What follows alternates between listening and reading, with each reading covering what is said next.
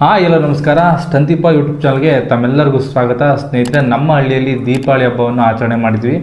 ಆ ಹಬ್ಬದ ಸಂಪೂರ್ಣ ವಿಡಿಯೋನ ನಾನು ಈಗ ನಿಮಗೆ ತೋರಿಸ್ತಾ ಇದ್ದೀನಿ. ಯಾಕೆ ದೀಪಾವಳಿ ಹಬ್ಬ ಸಿಟಿಗಿಂತ ಹಳ್ಳಿಯಲ್ಲಿ ವಿಭಿನ್ನವಾಗಿರುತ್ತೆ, ವಿಶಿಷ್ಟವಾಗಿರುತ್ತೆ ಅಂತ ನಾನು ಈ ವಿಡಿಯೋದಲ್ಲಿ ಹೇಳಿದ್ದೀನಿ. ಹಾಗೆ ನಮ್ಮ ಹಳ್ಳಿಯಲ್ಲಿ ಯಾವ ರೀತಿ ನಾವು ದೀಪಾವಳಿ ಹಬ್ಬವನ್ನು ಯಾವ ರೀತಿ ಆಚರಣೆ ಮಾಡ್ತೀವಿ ಅಂತ ನಾನು ಈ ವಿಡಿಯೋದಲ್ಲಿ ಸಂಪೂರ್ಣವಾಗಿ ಹೇಳಿದ್ದೀನಿ. ದಯವಿಟ್ಟು ಪೂರ್ತಿಯಾಗಿ ವಿಡಿಯೋ ನೋಡಿ. ಹಾಗೆ ಯಾರೆಲ್ಲ ನಮ್ಮ ಚಾನಲ್ನ ಹೊಸದಾಗಿ ನೋಡ್ತೀರಾ ದಯವಿಟ್ಟು ಸಬ್ಸ್ಕ್ರೈಬ್ ಮಾಡ್ಕೊಳ್ಳಿ ಅಂತ ಹೇಳ್ತಾ ಬನ್ನಿ ವಿಡಿಯೋ ಸ್ಟಾರ್ಟ್ ಮಾಡೋಣ. ಸ್ನೇಹಿತರೆ, ಇವಾಗ ನೀವು ನೋಡ್ತಾ ಇರೋದು ಇದು ಈಡ್ ಅಂತ. ಇದು ಒಣ ಕಳ್ಳೆನೋ ಒಂದು ದಟ್ಟವಾಗಿ ಒಂದು ಕಡೆ ಹಾಕಿರ್ತಾರೆ. ಇದಕ್ಕೆ ಈಡ್ ಅಂತ ಕರೀತಾರೆ ಹಳ್ಳಿ ಕಡೆ. ಇವರೇ ಈಡ್ಗೆ ಪೂಜೆ ಮಾಡೋದು. ಇವರು 3 ದಿನ ದೀಪಾವಳಿ ಹಬ್ಬ ಐತೆ ಅಂದರೆ ಮುಂಜಾನೆ 5 ಗಂಟೆಗೆ ಪ್ರತಿಯೊಂದು ಊರಿನ ಪ್ರತಿಯೊಂದು ಮನೆಗೆ ಬೆಳಗಿನ ಜಾವ 5 ಗಂಟೆಗೆ ಒಂದು ತಂಟೆ ಗಿಡ ಹೂವನ್ನ ಮನೆ ಬಾಗಿಲಿಗೆ ಚೆಲ್ಕೊಂಬರ್ತಾರೆ. ಆಮೇಲೆ ಸಂಜೆ ದೀಪದ ಎಣ್ಣೆನ ಪ್ರತಿ ಮನೆಗೆ ಹೋಗಿ ದೀಪ ಎಣ್ಣೆ ಉಸ್ಕೊಂಡು ಅವ್ರು ಎಷ್ಟಾಗುತ್ತೆ ಅಷ್ಟು ದಕ್ಷಿಣೆ ಇಸ್ಕೊಂಡು ಬರ್ತಾರೆ. ಪ್ರತಿಯೊಂದು ಮನೆಗೆ ಹೋಗ್ತಾರೆ ಊರಿಂದು. ಇದಾಗಿ 1 ದಿನದ ನಂತರ ದೀಪಾವಳಿ ಹಬ್ಬವನ್ನು ಆಚರಣೆ ಮಾಡ್ತಾರೆ. ಸ್ನೇಹಿತರೆ, ಇದು ಸಿಟಿಗಿಂತ ಯಾಕೆ ಹಳ್ಳಿ ವಿಭಿನ್ನ ಅಂತ ಹೇಳ್ತೀನಿ. ಸಿಟಿಗೆ ಯಾವತ್ತು ಇರುತ್ತೋ ಅವತ್ತು ಒಂದಿನ ಹಬ್ಬ ಮಾಡ್ತಾರೆ. ಮನೆ ಒಳಗೆ ಏನು ಪೂಜೆ ಮಾಡ್ತಾರೆ, ಲಕ್ಷ್ಮೀ ಪೂಜೆನ. ನಂತರ ಅವರು ಮನೆ ಹೊರಗಡೆ ಪಟಾಕಿ ಹೊಡೆದು ದೀಪಾವಳಿ ಹಬ್ಬವನ್ನು ಸಂಭ್ರಮಣೆ ಮಾಡ್ತಾರೆ. ಆದರೆ ಹಳ್ಳಿ ಕಡೆ ಆಗಾಗಲ್ಲ. ಹಳ್ಳಿ ಕಡೆ ನಾವು ದೀಪಾವಳಿ ಅಮಾವಾಸ್ಯೆಯ ನಂತರ ಒಂದು 3 ದಿನ ಆಗಿರ್ಬೋದು, 5 ದಿನ ಆಗಿರ್ಬೋದು, 7 ದಿನ ಆಗಿರ್ಬೋದು, ಇದು ಅವರವರ ಅನುಕೂಲಕ್ಕೆ ತಕ್ಕಂತೆ ಅವರು ಮಾಡ್ತಾರೆ. ನಾವು 7 ದಿನಕ್ಕೆ ಮಾಡಿದ್ವಿ. ಮತ್ತು ಈ ಹಬ್ಬನ ಹಳ್ಳಿಯಲ್ಲಿ ಯಾಕೆ ವಿಶೇಷವಾಗಿ ಭಿನ್ನವಾಗಿ ಮಾಡ್ತಾರೆ ಅಂತಂದರೆ, ಇದು ಹಳ್ಳಿ ಕಡೆ ಎತ್ತಿನ ಹಬ್ಬ ಅಂತ ಕರೀತಾರೆ. ದೀಪಾವಳಿ ಹಬ್ಬವನ್ನು ಒಂದು ಎತ್ತಿನ ಹಬ್ಬ ಅಂತ ಕರೀತಾರೆ. ಯಾಕಂದರೆ ಎತ್ತುಗಳನ್ನ ಅವತ್ತು ಖುಷಿ ಪಡಿಸೋದು. ಅದನ್ನು ಜಾನುವಾರುಗಳು ತಮ್ಮ ರೈತರು ಆ ಜಾನುವಾರುಗಳನ್ನ ಮೈ ತೊಳೆದು ಅವನ್ನ ಪುಷ್ಪಗಳಿಂದ ಅಲಂಕರಿಸಿಕೊಂಡು ಮತ್ತು ಎಲ್ಲ ರೈತರು, ಊರಿನ ಎಲ್ಲ ರೈತರು, ಎಲ್ಲ ಸಮುದಾಯದವರು ಸೇರಿಬಿಟ್ಟು ಒಂದು ಹತ್ರ ಅವನ್ನ ಡೆಕೋರೇಷನ್ ಮಾಡ್ಕೊಂಡು ತಗೊಂಡು ಬರ್ತಾರೆ. ಅಲ್ಲಿಂದ ಊರಿನ ಮುಖ್ಯಸ್ಥರು ಮುಂಚೆಲ್ಲ ಅರೇಂಜ್ ಮಾಡಿರ್ತಾರೆ. ಅದಕ್ಕೆ ಊರ್ಮೆ ಸೌಂಡಿಂದ ಈ ಥರ ಒಂದು ಪಂಜಿನ ಬೆಳಕಲ್ಲಿ ರೈತರೆಲ್ಲ ಕುಣಿತಾ ಆ ಊರಿನ ಮುಖ್ಯ ಬೀದಿಗಳಲ್ಲಿ ಮೆರವಣಿಗೆ ಮಾಡ್ಕೊಂಡು, ನಾನು ಅವಾಗಲೇ ಈಡ್ ಅಂತ ಹೇಳಿದ್ದಾನೆ, ಅಲ್ಲಿಗನ ಮೆರವಣಿಗೆ ಮಾಡ್ಕೊಂಡು ಹೋಗ್ತಾರೆ.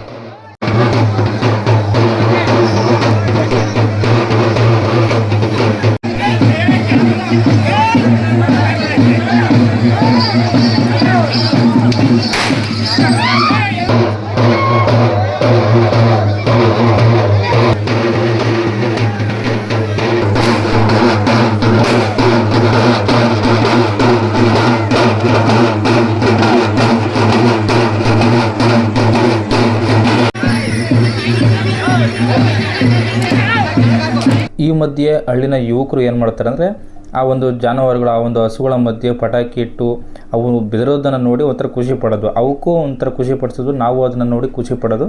ಈ ರೀತಿ ಮೆರವಣಿಗೆಯಲ್ಲಿ ಮಾಡ್ತಾನೆ ಇರ್ತಾರೆ. ಈ ಒಂದು ಹಬ್ಬ ಒಂದು ಎತ್ತುಗಳ ಹಬ್ಬ, ಹಸುಗಳ ಹಬ್ಬ ಅಂತಲೇ ಕರಿತೀವಿ. ಯಾಕಂದರೆ ವರ್ಷವಿಡೀ ಅವು ರೈತರ ಒಂದು ಜಮೀನಲ್ಲಿ ದುಡ್ದಿರ್ತವೆ. ಅದಕ್ಕೋಸ್ಕರ ಅವಕ್ಕೆ ಖುಷಿ ಪಡಿಸೋದು ಹೇಗೆ, ಅದೇ ರೀತಿ ಈ ದೀಪಾವಳಿ ಹಬ್ಬದಂದು ಅವಕ್ಕೆ ಶೃಂಗಾರ ಮಾಡ್ಕೊಂಡು ಈ ಥರ ಡೆಕೋರೇಷನ್ ಮಾಡ್ಕೊಂಡು ಅವನ್ನ ಖುಷಿ ಪಡಿಸ್ಕೊಂಡು ಅವನ್ನ ಗಾಬರಿ ಮಾಡ್ಕೊತ ಅವಕ್ಕೂ ಖುಷಿ ಆಗ್ತಾ ನಾವು ಖುಷಿ ಪಡ್ಕೊಂಡು ಈ ರೀತಿ ರೈತರೆಲ್ಲ ಕುಣಿತಾ ಒಂದು ಕುಪ್ಪಳಿಸ್ತಾ ಈ ಒಂದು ಹಬ್ಬನ ಸಂಭ್ರಮದಿಂದ ಆಚರಣೆ ಮಾಡ್ತಾರೆ ಹಳ್ಳಿ ಕಡೆ. ಇದೇ ರೀತಿ ಈಡತ್ರ ಅವೆಲ್ಲ ಹಸುಗಳು ಬಂದಾಗ ಆ ಈಡಿಗೆ ಆ ಊರಿನ ಮುಖ್ಯಸ್ಥರು ಪೂಜೆ ಮಾಡ್ತಾರೆ. ಪೂಜೆ ಮಾಡಿಬಿಟ್ಟು ಆಮೇಲೆ ಅದಕ್ಕೆ ಬೆಂಕಿ ಇಡ್ತಾರೆ. ಆ ಬೆಂಕಿ ಇಟ್ಟ ತಕ್ಷಣ ಆ ಒಂದು ಹಸುಗಳು, ಆ ಒಂದು ಮಾಲೀಕರು ಇರ್ತಾರಲ್ಲ ರೈತರು, ಅವನ್ನ ಆ ಒಂದು ಈಡಿಗೆ 3 ರೌಂಡು ಸುತ್ತರಿಸಿ ಅಲ್ಲಿಂದ ಮತ್ತೆ ತಮ್ಮ ಮನೆಗೆ ವಾಪಸ್ ಹೋಗ್ತಾರೆ. ಇದು ಒಂದು ಹಳ್ಳಿ ಕಡೆಯಲ್ಲಿ ನಡೆಯುವಂಥ ಸಾಂಪ್ರದಾಯಿಕ ಒಂದು ಹಬ್ಬ ಇದು.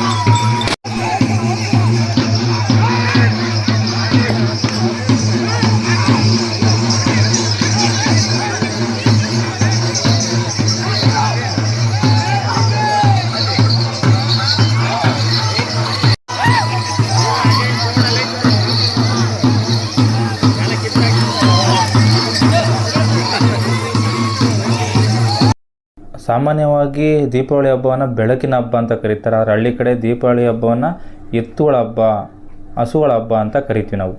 ದೀಪಾವಳಿ ಹಬ್ಬವನ್ನು ಇಷ್ಟೊಂದು ಸಾಂಪ್ರದಾಯಿಕವಾಗಿ ನಾವು ಮಾಡ್ತಾ ಇದೀವಿ ಅಂದರೆ ಇದಕ್ಕೊಂದು ಉದ್ದೇಶ ಇರುತ್ತೆ. ಆ ಉದ್ದೇಶ ಏನಂತಂದರೆ ಇಷ್ಟೇ, ನಮ್ಮ ಸ್ನೇಹಿತರ ಜೊತೆಗೆ, ನಮ್ಮ ಸಂಬಂಧಗಳ ಜೊತೆಗೆ ಇನ್ನೂ ಸಂಬಂಧವನ್ನು ಗಟ್ಟಿಯಾಗಿ ಬಲಪಡಿಸಿಕೊಂಡು ಸಂತೋಷದಿಂದ ಲಕ್ಷ್ಮೀ ಪೂಜೆಯನ್ನು ಮಾಡುತ್ತಾ ಲಕ್ಷ್ಮೀ ಕೃಪೆಗೆ ಪಾತ್ರರಾಗುತ್ತಾ ನಮ್ಮ ಜಾನುವಾರುಗಳಿಗೆ ಅಂದರೆ ಹಸುಗಳಿಗೆ, ಎತ್ತುಗಳಿಗೆ ಪೂಜೆ ಮಾಡುತ್ತಾ ಅವುಗಳನ್ನು ಗೌರವಿಸುತ್ತಾ ಮತ್ತು ನಮ್ಮಲ್ಲಿರುವ ಅಜ್ಞಾನವನ್ನು ತೊರೆದು ಜ್ಞಾನವನ್ನು ತುಂಬಿಕೊಳ್ಳುತ್ತಾ ಹಾಗೆ ನಮ್ಮ ಜೀವನದಲ್ಲಿರುವ ಕತ್ತಲೆಯ ಮೇಲೆ ಬೆಳಕಿನ ವಿಜಯವನ್ನು ಸಾಧಿಸುವುದು ಈ ಒಂದು ದೀಪಾವಳಿಯ ಉದ್ದೇಶವಾಗಿದೆ.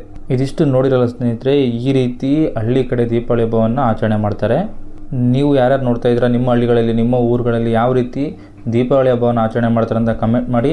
ಯಾರೆಲ್ಲ ನಮ್ಮ ಒಂದು ಯೂಟ್ಯೂಬ್ ಚಾನಲ್ ಇನ್ನೂ ಸಬ್ಸ್ಕ್ರೈಬ್ ಮಾಡ್ಕೊಂಡಿಲ್ಲ ದಯವಿಟ್ಟು ಸಬ್ಸ್ಕ್ರೈಬ್ ಮಾಡ್ಕೊಳ್ಳಿ, ಇನ್ನು ಸಪೋರ್ಟ್ ಮಾಡಿ ಅಂತ ಹೇಳ್ತಾ ಇಲ್ಲಿಗೆ ವಿಡಿಯೋನ ಮುಗಿಸ್ತಾ ಇದ್ದೀನಿ. ಎಲ್ರಿಗೂ ಟಾಟಾ ಬಾಯ್.